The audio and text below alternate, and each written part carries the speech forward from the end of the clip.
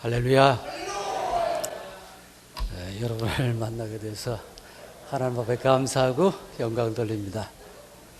1위는 제가 두 번째 임지로 1위에 부임을 해서 한 7년 동안 사역했던 곳이 돼서 꼭 고향에 온 느낌을 받습니다.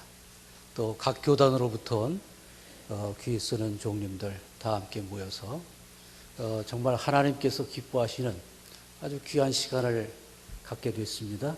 이 모임이 우리 모두에게 복되고 은혜가 넘치는 그런 집회, 그런 모임이 될 수 있기를 간절히 원합니다.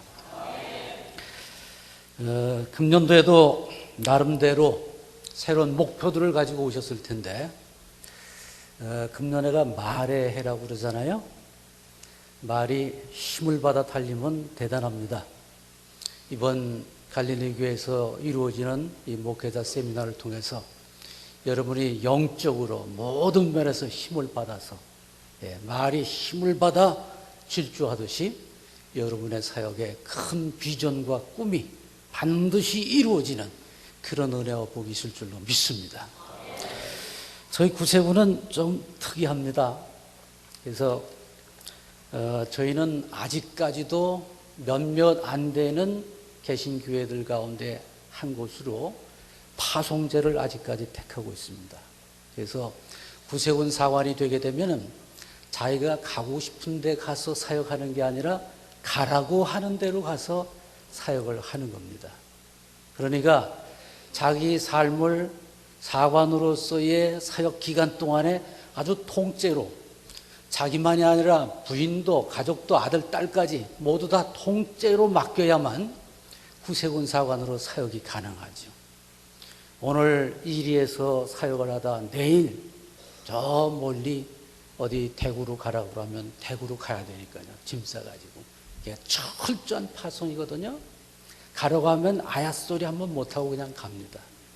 그게 저희 구세군이 택하고 있는 파송제예요. 그러니까 전적으로 맡기지 않으면은 구세군 사관으로서는 생활하기가 어려울 겁니다. 요즘은 그래도 많이 나아졌어요. 옛날에 비추어서는요. 옛날에 저희 선배님들로부터 얘기를 들었습니다. 어떻게 사역했습니까? 그때는 무서웠지. 어떻게 했습니까? 저희는 이제 성직으로 임관을 한다고 그래요. 부사관이 되는 게 사관이니까. 이제 구세군 사관으로 임관을 하게 되면은 임관식이 끝난 후에 임명식이 있습니다. 임명식은 뭐 하는 거냐면 임지를 주는 거야. 너는 목포, 너는 군산, 너는 뭐 어디 저 시골에 어디 다 임지를 주게 되는 겁니다. 그 임지를 받는데 과거에는 어떻게 줬느냐면은 모든 것이 다 이렇게 사역지가 마련이 돼서 집도 있고 또 교회도 있고 그런 데로 보내는 경우도 있지만은 가끔 몇 곳이 개척이 새롭게 되면은 개척이 이루어져서 뭐가 있는 대로 가는 게 아니에요. 아무것도 없어요. 아무것도 없는데 거기에 보내는 겁니다. 제가 이리에서 사역을 할 때 바로 이웃에서 지냈던 이제 선배님 한 분이 계셨는데 그분 얘기를 들어보면 자기는 초임지를 목포로 받았다는 거예요. 근데 목포에는 그 당시에 구세군 교회가 없었습니다. 그런데 사관으로 임관을 하고 임지 임명을 하는데 이름을 불러서 앞에 딱 서니까 사령관이 그러더라는 거예요. 구세군기를 하나 딱 주어주면서 너는 목포 개척.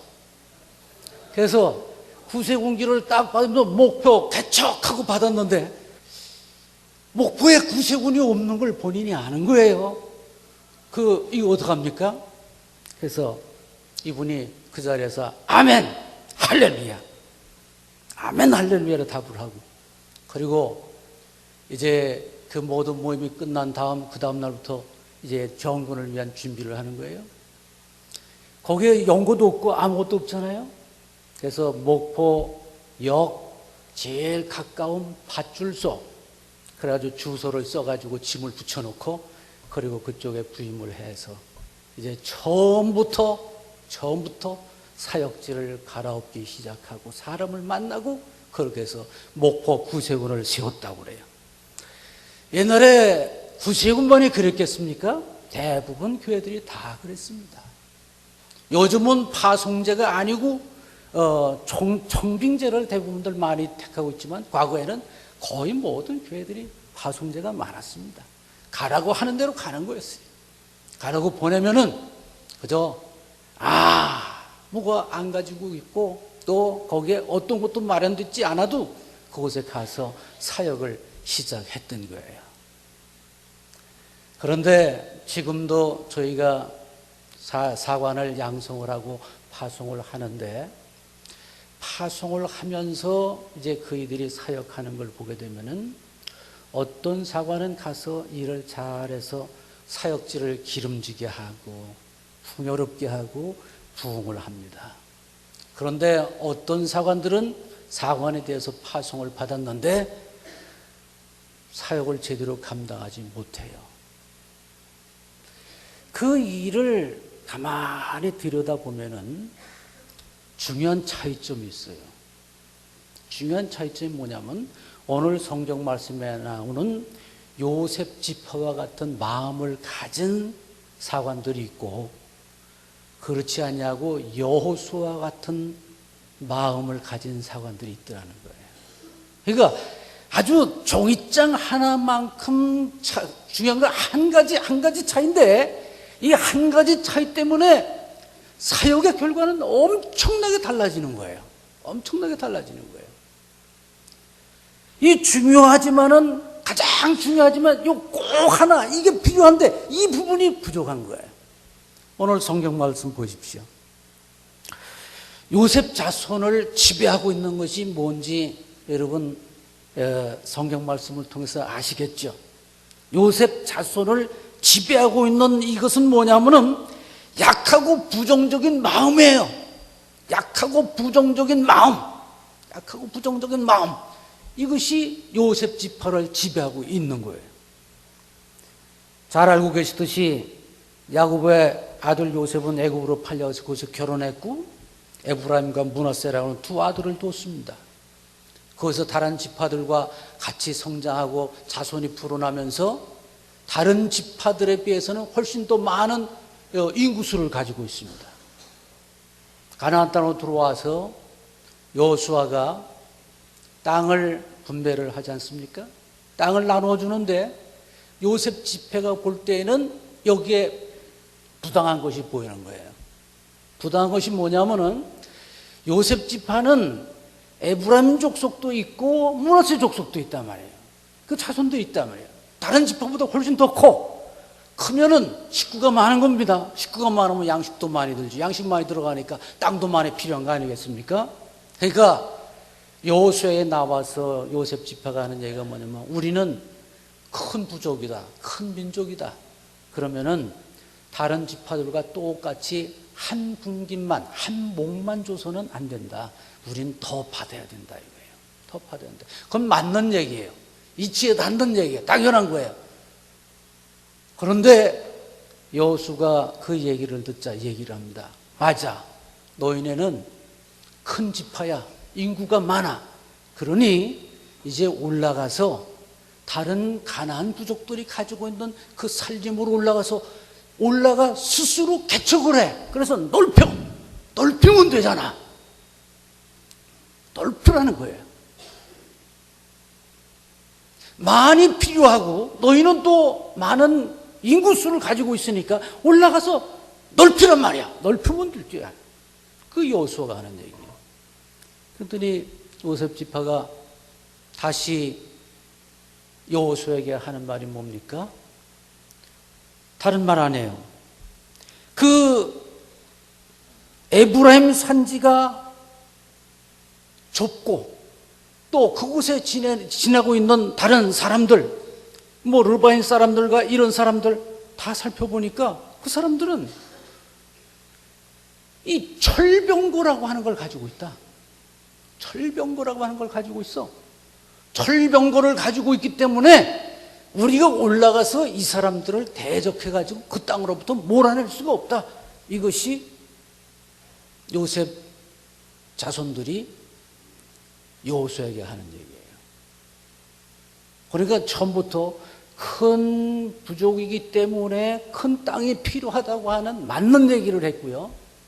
두 번째로 큰 부족이니까 올라가서 땅을 넓고 하니까 넓히는 건 좋은데 넓히려고 하다 보니까 우리가 몰아내야 될 이 사람들이 철병거를 가지고 있어서 우리 열악한 무기라든가 농기구나 들고 싸우는 우리로서는 그 사람들을 몰아낼 수가 없다는 거예요. 그 얘기도 맞아요. 요셉 지파는 맞는 얘기만 하는 거예요. 맞는 얘기만 해요. 따져놓고 보면 맞는 얘기예요. 그런데 여기에서 중요한 차이가 발견되는 겁니다. 제가 서두에서도 말씀드렸죠. 어떤 사관은 가서 일을 잘해서 개척도 하고 풍요롭게 하고 기름지게 하고 성공을 하는데 어떤 사관은 그렇지 못한 사관들도 있다. 그러면 잘하는 사관과 잘하지 못하는 사관하고의 차이점이 뭐냐? 바로 이 부분에 있는 겁니다. 가서 되는 걸 찾는 게 아니고 안 되는 부분을 보는 거예요. 안 되는 부분을 보는 거예요. 가서 집이 없다. 집이 있어도 교회가 있어도 교회당이 너무 누추하다. 또 교회당의 위치가 저 뒷골만 안창에 있다. 그래서 사람들이 접근성이 뛰어나질 못하다. 접근성 문제를 따져요. 말하는 것마다 들어보면 다 맞는 얘기예요. 다 맞는 얘기예요. 요셉 지파가 여호수아에게 얘기를 할 적마다 모든 게 다 맞아요. 타당성이 있어요. 그런데 일을 못하는 사관들, 안 되는 사관들, 안 되는 종들 얘기 들으면 다 맞아요. 틀린 거 없어요. 그런데 그이들이 보는 견해는 왜 그 속에서 될 수 있는 일을 찾지 못하고 안 되는 일만 찾나? 그게 문제라는 얘기죠. 제가 사역기간에 많은 시간을 부세군 사관학교에서 후진을 양성하는데 시간을 많이 보냈습니다. 사관들이 가게 될 때 후배 사관들, 젊은 사관들이 나갈 때 그 얘기합니다. 또 지방장관으로서 지방에서 여러 영문들과 복지시설들을 감독하고 지원하고 그러한 직책을 감당할 때도 어려운 영문에 오는 그런 사관들을 만나게 되면 그 얘기를 합니다. 당신은 여기 왔는데 지금부터가 중요해. 만약에 당신의 눈이, 당신의 마음이 여기에서 실패할 수밖에 없는 안 될 것, 어려운 것, 그거를 발견하게 되면은 너는 여기서 성공할 수가 없어.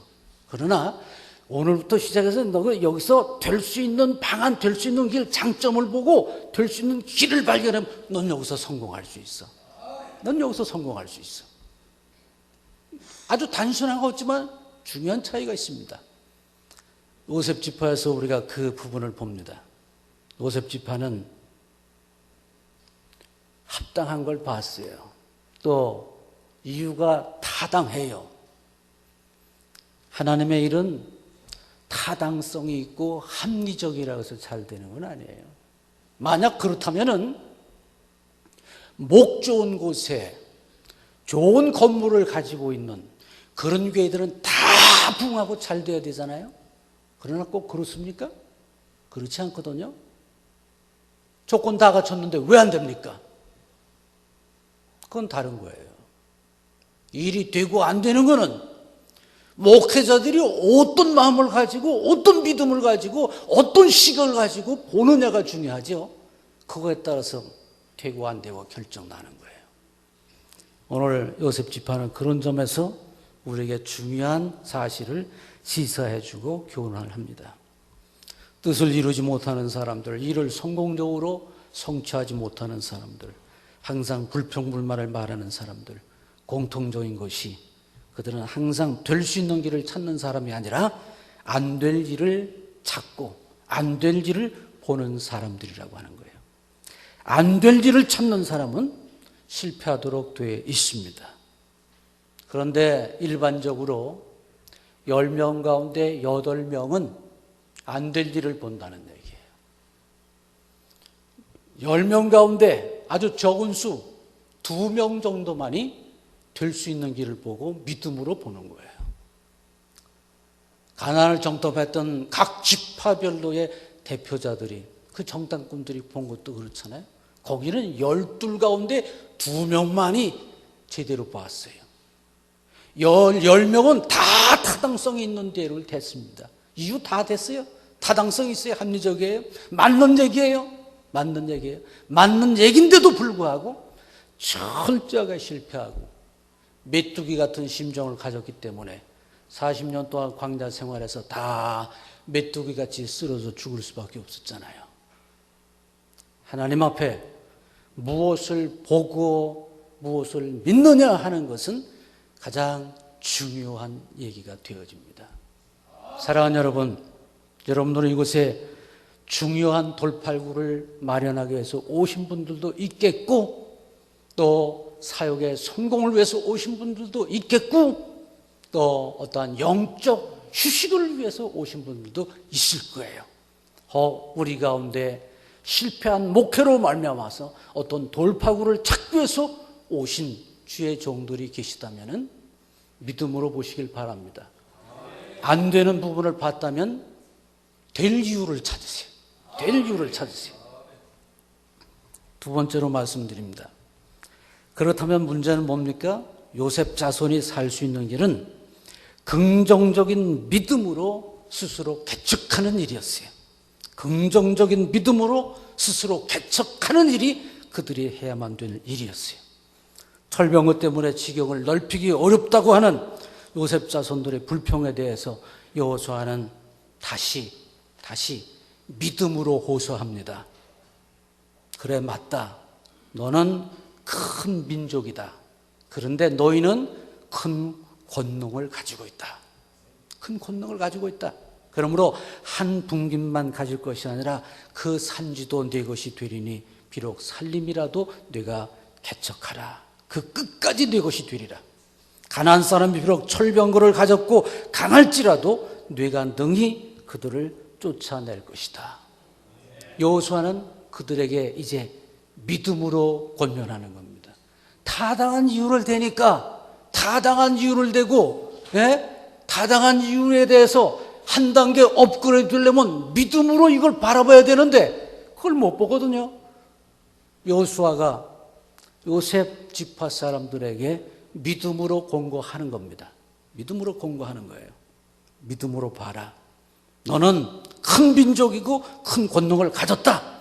그러므로 올라가라. 스스로 올라가서 개척하라. 믿음으로 해결해야 됩니다. 돈이 있다고 해서, 인력이 있다고 해서 다 되는 건 아니에요. 요셉 자손이 가져야 될 것은 이 믿음이에요.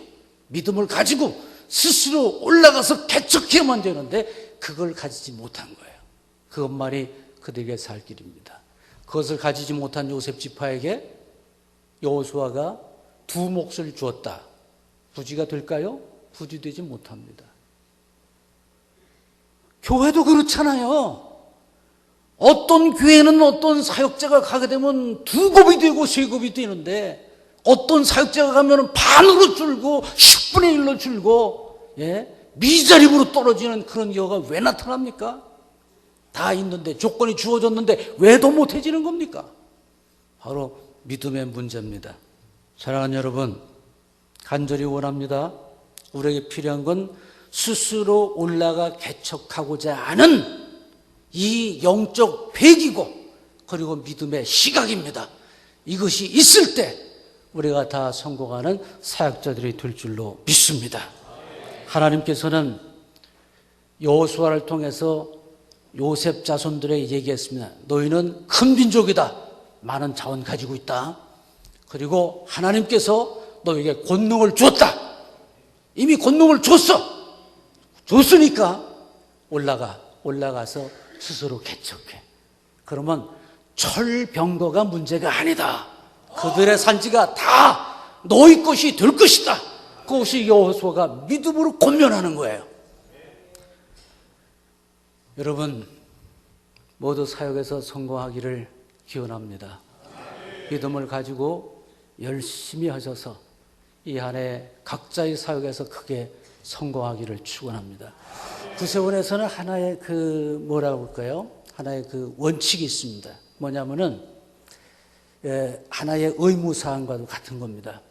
구세군 사관이 될 때는 처음에 입학원서를 낼 때부터 본인이 사관이 되면은 하루에 18시간 이상을 사람을 찾아 만나고 전도하고 신방하고 그걸 하겠다고 하는 약속을 하는 거예요.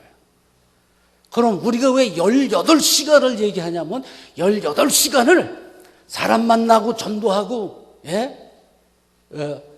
하루가 아니고 일주일에 그러니까 하루에 3시간씩 368이죠. 주일날 빼고 6일 동안 하루에 3시간씩 사람을 만나고 그리고 전도하고 그러면은 다 성공한다. 그게 우리가 가지고 있는 비밀이에요. 일주일에 소부라, 옛날에 그렇게 가르쳤어요. 한문으로 소부라, 최소한 그 얘기예요. 최소한 일주일에 18시간 이상을 사람을 만나 전도하고 신방하고 그렇게 만나 말씀을 전하면 다 성공한다. 이것이 우리가 150년 가까이 사역을 이으면서 경험을 통해서 만들어 놓은 하나의 원칙이에요. 그래서 사역자로 헌신을 할 때부터 18시간을 사람을 만나 복음 전하고 복음을 권하고 하는 그 사역을 하겠습니다 하는 거예요. 저는 한국 구세군의 사관으로서 오늘날도 봅니다. 누가 18시간 하느냐? 성공하는 사람은 18시간 이상 하는 사람이에요. 물론 그 이하를 하고도 하는 사람 있지만 못하는 사람도 하루 18시간 이상을 하면 그들 성공할 수 있다고 저는 장담해요. 지금도 그래서 그렇게 후배들한테 얘기합니다. 여러분은 다 18시간 이상 하시죠? 18시간 열심히 하시기 바랍니다.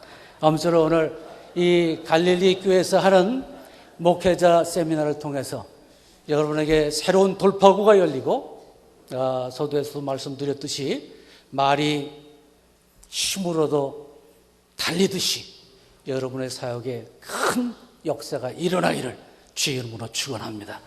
기도하겠습니다. 하나님 아버지, 은혜를 진심으로 감사합니다. 갈릴리 교회를 통해서 우리 주의 종들을 귀한 시간을 마련하고 이렇게 매년마다 세미나를 열어서 우리의 영을, 우리의 사역을, 우리의 삶을 새롭게 하는 기회를 주시니 진심으로 감사합니다. 목회자 세미나를 열어 귀한 사역을 감당하고 지원을 하고 있는 갈릴리 교회에 큰 은혜와 복을 내려 주시옵소서. 또한 이 세미나에 참석해서 하나님 앞에 뜨겁게 사모하며 새로운 사역의 길을 열고 영적 휴식을 원하는 모든 당신의 종들 위해 큰 힘을 더해 주옵소서. 그래서 모두가 성공적인 사역을 할 수 있도록 축복해 주시옵소서. 2박 3일 동안 하나님의 은혜와 능력이 넘치는 그런 집회 세미나가 될 줄로 믿사옵고 우리 구주 예수 그리스도의 이름으로 간절히 기도하옵나이다. 아멘.